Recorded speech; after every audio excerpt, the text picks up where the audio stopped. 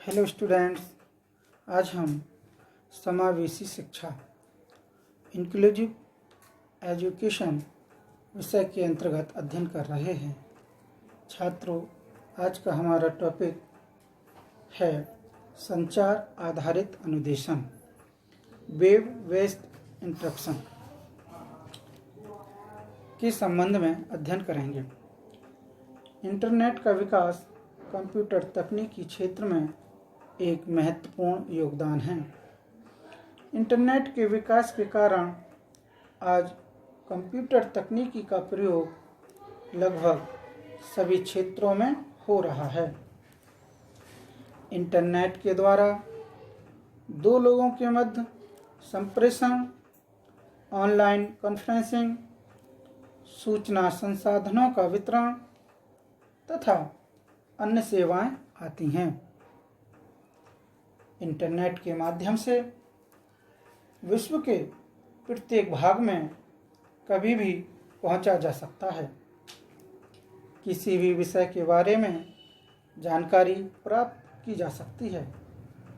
इसमें लाखों वेब पृष्ठों का संग्रह होता है, जिसमें सूचनाओं का ब्यौरा दिया जाता है।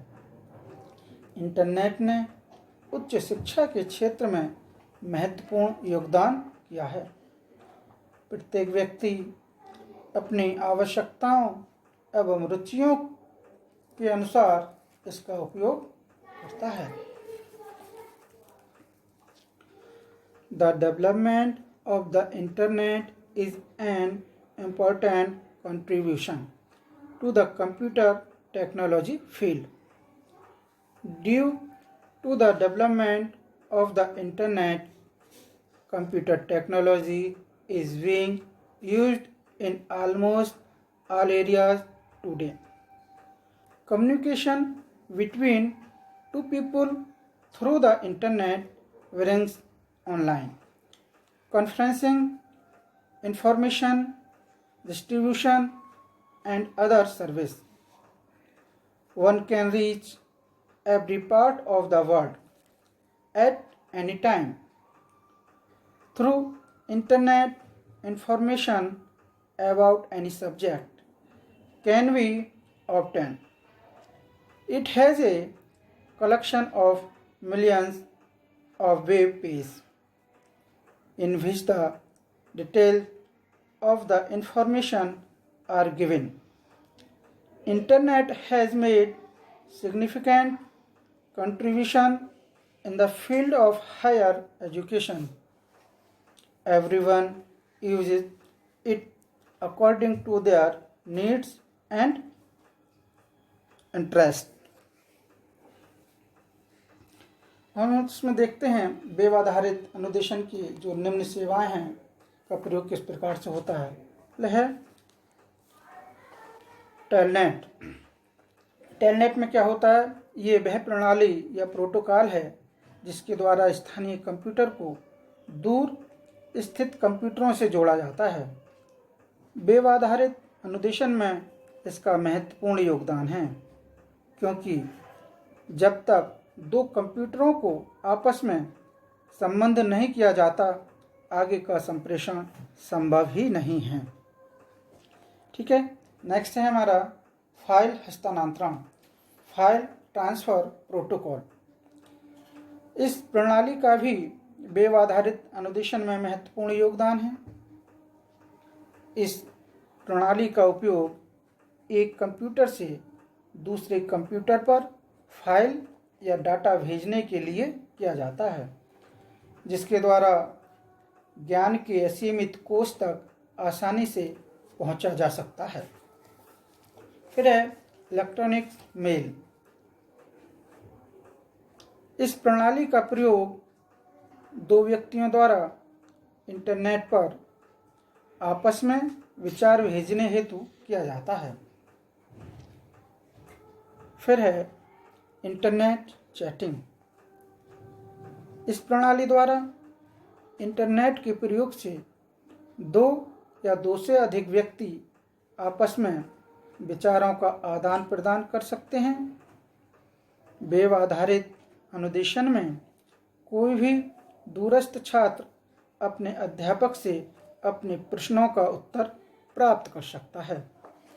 ओके, अब हम देखते हैं advantages of wave based instruction, wave आधारित अनुदेशन के लाभ। वेव आधारित अनुदेशन के लाभ निम्न बिंदुओं से मैं बताने का प्रयास करता हूँ। नंबर 1, असीमित सूचनाओं का भंडार प्रदान करना। नंबर 2, तकनीकी ज्ञान या क्षमताओं का विकास करना। नंबर 3, प्रयोग में आसानी। क्रमांक 4, कम समय में सूचनाओं को एक स्थान से दूसरे स्थान तक पहुंचाना। क्रमांक 5, अधिक से अधिक लोगों या छात्रों को सूचनाएं पहुंचाना। क्रमांक 6, संसाधनों का अधिकतम उपयोग। क्रमांक 7, संसाधन प्रबंधन को बेहतर बनाना। क्रमांक 8, कम खर्च में अधिकतम लाभ प्राप्त करना। और क्रमांक 9, घर बैठते ही देश विदेश में आसानी से बातचीत कर लेना। ओके, अब हम देखते हैं इसकी हानियाँ, डिसएडवांटेजेस क्या हैं। इसकी हानियाँ हैं, नंबर 1, तकनीकी कुशलता की आवश्यकता। नंबर 2, ग्रामीण एवं पिछड़े क्षेत्रों में उपयोग संभव नहीं है। नंबर 3, मशीन पर निर्भरता व पुस्तकों की अनदेखी होना। और क्रमांक 4, अत्यधिक समय लगाना। क्रमांक 5, खर्चीली प्रणाली है, ये बहुत ही ज़्यादा खर्चीली प्रणाली है, इसके लिए हर एक व्यक्ति वहन नहीं कर सकता। क्रमांक 6, व्यक्तिगत जानकारी लीक होने का भय रहता है। और नंबर 7, विकृत मानसिकता वाले लोगों द्वारा दुरुपयोग की संभावना। ठीक है, अब हम देखते हैं वेव आधारित अनुदेशन का शिक्षा में प्रयोग। Use of wave based instruction in education. क्रमांक 1, ये छात्र केंद्रित प्रणाली है, इसमें छात्र अधिक सक्रिय रहता है। ये एक छोटे समूह में होती है जिसमें प्रत्येक छात्र अपनी भूमिका निभाता है। नंबर 2, छात्रों के समक्ष ज्ञान का विस्तृत भंडार प्रस्तुत करता है। क्रमांक 7, छात्र मिलजुल कर चर्चा या वार्तालाप द्वारा ज्ञान अर्जित करते हैं जो अधिक स्थायी होता है। क्रमांक 4, अपने विचारों को व्यक्त करने और सीखने के लिए एक अंतर्राष्ट्रीय मंच प्रदान करता है। और क्रमांक 5, शिक्षक की भूमिका एक सहायक एवं निर्देशक की होती है जो छात्रों को स्वयं सीखने में सहायता पहुंचाता है। और क्रमांक 6, विभिन्न चित्रों एवं वीडियो द्वारा शिक्षक को अनुभवजन्य बनाने में सहयोग प्रदान करता है। और क्रमांक 7 है, अंतर्राष्ट्रीय सद्भावना व सहयोग का विकास होता है तथा ये प्रणाली दूसरे देशों की संस्कृति को जानने का अवसर भी प्रदान करती है।